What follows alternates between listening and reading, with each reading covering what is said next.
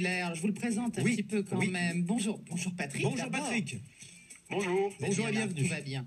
Alors Patrick, c'est le roi du domaine de Saint-Géry, dans le Lot, la localité qui s'appelle, je ne sais pas si je prononce bien, Las Cabanes, c'est ça Patrick? Très bien. Voilà, Las Cabanes. Donc à la fois chambre d'hôte, restaurant. Il fait tout lui-même, hein, Patrick. Il est cuisinier paysan, alors ça j'aime beaucoup, cuisinier paysan, éleveur de jambon. Alors il va nous expliquer d'ailleurs, c'est quoi, Patrick, être éleveur de jambon? Vous savez que le jambon, c'est de la viande, c'est pas uniquement de la viande séchée, Oui. c'est de la viande qui fermente. Donc il y a des levures et des bactéries qui travaillent. Et donc il faut les élever. Donc on élève les jambons parce qu'on s'occupe de faire travailler ces levures et ces bactéries au mieux pour développer des arômes intéressants. Alors il y a une chose en particulier, je crois, c'est que vous ne travaillez que le porc noir gascon. Oui. Est-ce que c'est bien ça? Alors pourquoi? Quelle est la différence d'abord? Vous savez, en fait, il y a deux grandes sortes de cochons. Il y a les races anciennes, rustiques. Oui. C'est des races qui ont été habituées à vivre dehors, qui génétiquement se sont protégées, donc qui d'abord valorisent très bien la nourriture, sont capables de passer des hivers sans manger beaucoup et survivre, quoi. Oui. Ça, c'est les races anciennes. Donc elles poussent lentement, elles se nourrissent de peu de choses. Elles donnent une viande qui est très savoureuse, mais elles mettent du temps à pousser. Et puis après, il y a les races modernes.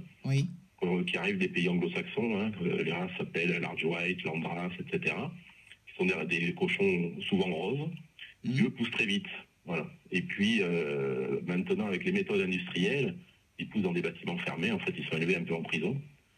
Et donc, pour schématiser, un porc noir gascon, il faut 18 mois pour qu'il soit apte à faire du bon jambon. Un porc rose, dans 7 mois, il est battu à 7 mois pour partir dans des usines à jambon, quoi. Voilà. Donc c'est beaucoup trop tôt, quoi. Voilà, la viande n'a pas le temps de se faire. Donc nous, ce qu'on recherche, c'est un animal qui d'abord fasse toute sa croissance. Vous savez, le cochon, il est comme nous, hein. D'abord, c'est un bébé, et puis après, c'est un adolescent, puis après, c'est un adulte. Et donc, le porc charcutier doit être adulte, en fait. Donc, il faut qu'il ait fait son ossature, c'est la première chose, puis ses muscles, et puis après, on va, ce qu'on appelait autrefois l'engraisser, c'est-à-dire, il fera un peu moins d'exercice, il mangera un peu plus riche, et là, le gras va rentrer à l'intérieur de la viande.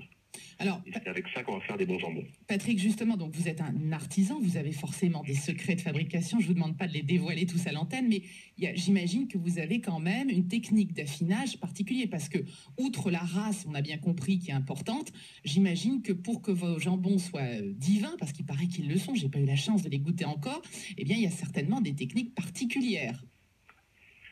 Alors, il y a plusieurs, surtout, en fait, c'est une philosophie, on va dire. C'est que nous, on se préoccupe des levures et des bactéries, comme je disais précédemment. C'est-à-dire, ce qu'on veut, c'est qu'il y ait le maximum de levures et de bactéries différentes qui puissent se développer de façon à développer des arômes qui soient différents, et tout en permettant la conservation. Et donc, pour cela, on fait d'abord une maturation des viandes dans le sel. Donc, on n'utilise que des sels non raffinés. Ah, ça aussi, c'est important, oui. Voilà, du sel qui est gris, parce que le sel qui est raffiné, il n'a plus que du sel, du chlorure de sodium. Le sel qui est non raffiné, il a cette partie toute petite en quantité, qui est constituée d'oligo-éléments, de différentes levures qui doivent être dans le sel, de plein de choses, on ne sait pas exactement quoi, mais qui sont la vie en fait. Voilà. Et donc quand on prend du sel non raffiné, on se rend compte qu'on a des fermentations qui fonctionnent mieux. Voilà. Alors, donc on fait ça, c'est la première chose. Et ensuite, en fait, on travaille sur des caves d'affinage différentes, à différentes températures, endroits différents, de façon à, donc successivement, les jambons passent dans des endroits un peu différents, où les levures vont se développer de façon un peu différente. Et ça, c'est que l'observation qui fait la différence. Alors, je crois que vos jambons ont été très remarqués dans une fête ou un salon en Espagne, me semble-t-il, de mémoire à Barcelone, quelque chose comme ça, récemment. Oui, l'année dernière, on a fait une dégustation à l'aveugle en Espagne. Et au marché de la Boqueria à Barcelone. Et c'est le président de ce marché qui avait goûté mon jambon, qui avait dit, mais il est quand même meilleur que bien des jambons espagnols. Et donc, on s'est amusé à faire une dégustation à l'aveugle avec 2 autres jambons espagnols. Et puis, c'est trouvé que on passait bien devant. Voilà. Alors pourquoi les jambons espagnols ont-ils une meilleure réputation que les nôtres la plupart du temps? Est-ce qu'on ne peut pas trouver en France une technique pour faire tout le monde fasse comme vous et élève des jambons et les affine mieux que nos copains espagnols? D'abord, les Espagnols, je pense qu'ils ont une chose, c'est qu'ils ont la culture du jambon. C'est inscrit en eux, comme nous on a le vin en fait. Hein. Donc, par exemple, ils ont des cortadors, ils ont un métier qui est juste le coupeur de jambon. Comme nous, on a des sommeliers pour servir le vin, eux, ils ont des gens, ils font des concours de cortadors, vous voyez, quelque chose qu'on n'a pas en France. On n'a pas cette culture du jambon. Quand vous allez sur le marché de Barcelone, vous avez des marchands de jambon, mais ils ont 10 variétés de jambon sec différentes, à tous les prix, hein, bien sûr. Et donc, ça, nous on l'a pas. Et ensuite, je pense que nous, on ne fait pas un jambon ibérique, on fait un jambon qui est français. Donc, on a un profil organoleptique qui est complètement différent d'un jambon ibérique, en fait. Hein. Nous, on est plutôt entre le jambon italien et le jambon ibérique, justement. Le jambon ibérique, c'est un jambon qui est oxydé, en fait. Hein, avec un gras un petit côté rance, c'est quelque chose qu'il recherche, hein, c'est cette saveur un peu due à la chaleur aussi, notamment. D'accord. Et les Italiens, si vous prenez les jambons de Parme, c'est des jambons très doux, très souples, très moelleux. Rien à voir. Voilà. Et nous, ce qu'on recherche, en fait, moi, je cherche du moelleux. Donc c'est pour ça que je veux aussi des grosses cuisses, des cochons qui sont arrivés vraiment à maturité pour avoir bien du gras à l'intérieur du maigre. Et on cherche des saveurs d'affinage, mais plus comme on retrouve dans des vieux fromages, vous voyez. D'accord.